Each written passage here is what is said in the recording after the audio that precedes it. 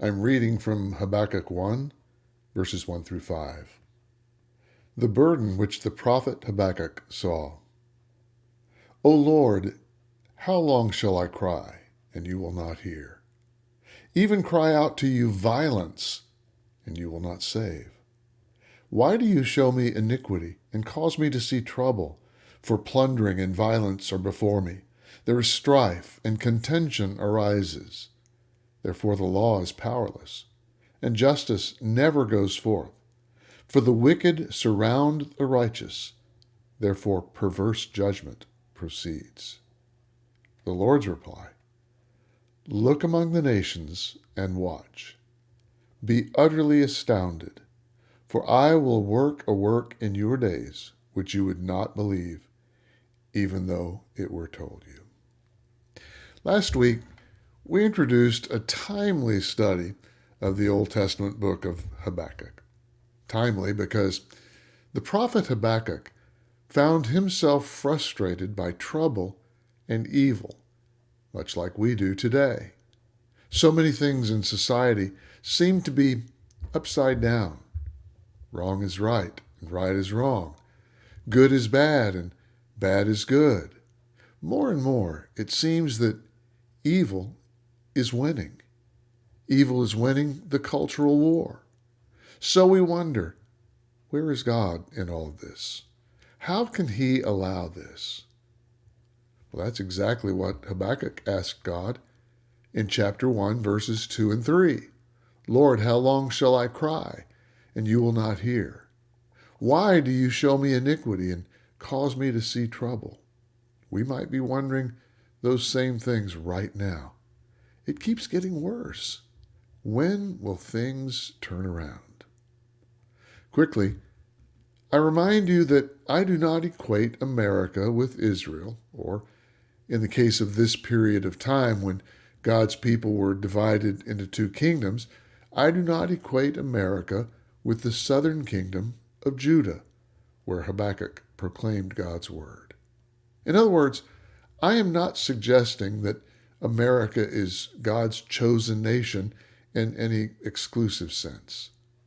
I do, however, see some parallels in the situation that Habakkuk was facing then and the situations that you and I are facing now. I want to explore one of them this evening, one that is a sad commentary on people who really ought to know better. Then and now, the enemy is within. Here's what I mean. The sad truth is that the violence and iniquity and trouble and plundering and strife and contention about which Habakkuk cried out to God were the detestable behaviors of the citizens of Judah, God's own people. For all their history, the Israelites had lived a roller coaster existence of faith and obedience, followed by rebellion and immorality, following God, then turning from God. As the book of Habakkuk opens, the people had a new king, Jehoiakim. His father and predecessor had been Josiah, who became king at the ripe old age of 8. He reigned righteously for 31 years. Josiah turned the people back to God. He was an exceptional king. But then along came Jehoiakim, not a man of faith. He was a man of pleasure, not righteousness. He was a wicked king, turning the people back to idolatry. Habakkuk cried out to God about his own people, saying, how long will you put up with this? His concern was not about some external enemy, some impending threat from afar.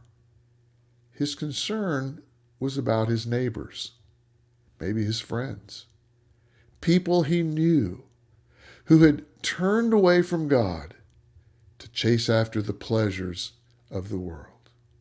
His concern was about people who should have known better, Do you see the parallel?